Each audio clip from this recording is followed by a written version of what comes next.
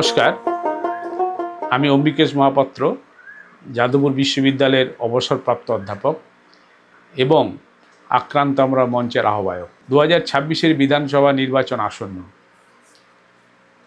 এই প্রেক্ষাপটে একটি ঘটনা আপনাদের সামনে বলতে চাই। ঘটনাটি হলো বহুচর্চিত সততার প্রতীক নেতৃত্বাধীন তথাকথিত মা-মাটি মানুষ সরকার আসীন হওয়ার পর অব্যবহিত পরে 2012 সালের ফেব্রুয়ারি মাসে ঘটনাটি ঘটে ভারতবর্ষের যে সাংস্কৃতিক রাজধানী শহর কলকাতা মহানগর, সেই কলকাতা মহানগরের রাজপথে চলমান গাড়ির মধ্যে জনৈক মহিলা নাম সুজেট জড়ন নাইট ক্লাব থেকে বাড়ি ফেরার পথে চলমান গাড়ির মধ্যে তাকে শারীরিকভাবে নিগ্রহ করা হয় এবং গণধর্ষণ করা হয়। অবশেষে অচৈতন্য অবস্থায় তাকে রাস্তায় ফেলে দিয়ে দেওয়া হয়, ফেলে দিয়ে চলে যাওয়া হয়।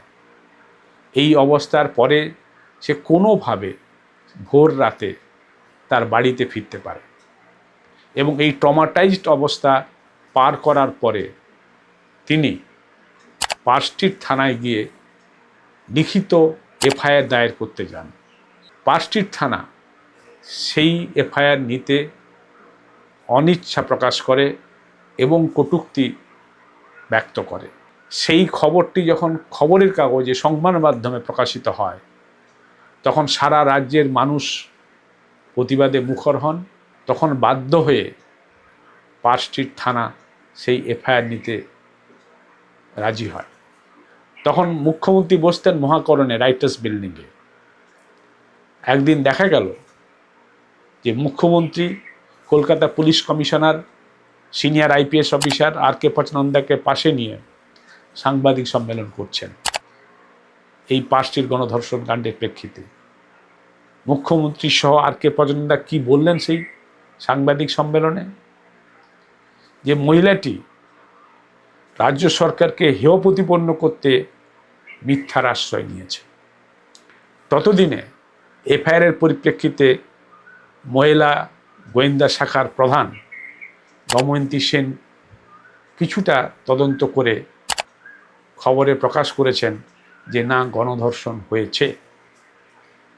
এবং স্বাভাবিকভাবে মুখ্যমন্ত্রী রোষ গিয়ে পড়ে দময়ন্তী সেনের উপরে। তড়িৎ গতিতে তাকে পাহাড়ের অন্য কোনো অঞ্চলে বিশেষ কোনো কাজে তাকে ট্রান্সফার করে দেওয়া হয়। তারপর এই তদন্ত প্রক্রিয়াকে বিপথে পরিচালিত করা হয়। পাশাপাশি সেই সময় আমরা একজন মন্ত্রী মদন মিত্রকে বলতে শুনেছি, একজন মহিলা সাংসদ কাকলি ঘোষ দস্তিদারকে বলতে শুনেছি, এবং সেই মহিলাকে নানানভাবে কটূক্তি করা হয়েছে।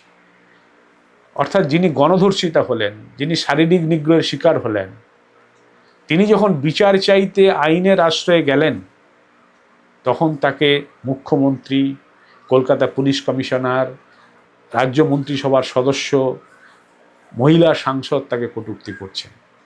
এই জিনিস পশ্চিমবঙ্গের সংস্কৃতির সঙ্গে যায় না। তারপরে সে বিচারের নামে প্রহসন চলতে থাকে। কয়েক বছর পরে সুজেট জড়ন রোগে আক্রান্ত হয়ে তিনি শেষ নিঃশ্বাস ত্যাগ করেছেন। অতএব তিনি এই বিচার তিনি দেখে যেতে পারেননি। আমরা যারা আজও এই বিচারের দাবিতে সরব আছি, আমরা কি বিচার পাচ্ছি? রাজ্যবাসী কি বিচার পাচ্ছে? এক কথায় বলা যায় যে না, বিচার মিলছে না। কেন বিচার মিলছে না? সে একই কথা। অর্থাৎ এই সকল কাণ্ডের সঙ্গে, এই সকল ঘটনার সঙ্গে যারা যুক্ত, যারা অভিযুক্ত, তারা সকলেই কোনো না কোনোভাবে শাসক দল ঘনিষ্ঠ। ফলে আমাদের মুখ্যমন্ত্রীর যে সেই বক্তব্য, আমি গুন্ডারাজ কায়েম করেছি, আমি গুন্ডা কন্ট্রোল করি, তার সেই গুন্ডাদেরকে আশ্রয় প্রশ্রয় দেওয়া, তাদেরকে আড়াল করার জন্য যা যা কাজ করা করে বিচার ব্যবস্থাকে প্রভাবিত করে যাতে বিচার না পাওয়া যায় সেইটাকে নির্দিষ্ট করেছেন। এই জিনিস এই রাজ্যে একটি বিচ্ছিন্ন ঘটনা নয়। এরকম কামদুনিতে ঘটনা ঘটেছে, এরকম ঘটনা ধূপগুড়িতে ঘটেছে, এরকম ঘটনা কাকদ্বীপে ঘটেছে, এই ধরনের ঘটনা কাঁথির দেশপ্রাণ ব্লকের সুনিয়া গ্রামে ঘটেছে, সারা রাজ্যে বিভিন্ন জায়গায় ছড়িয়ে আছে।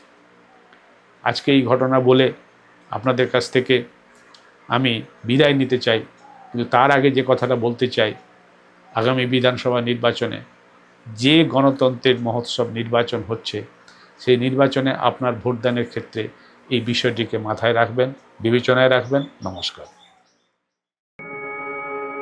দড়ি ধরে মারো টান, রাজা হবে খান খান।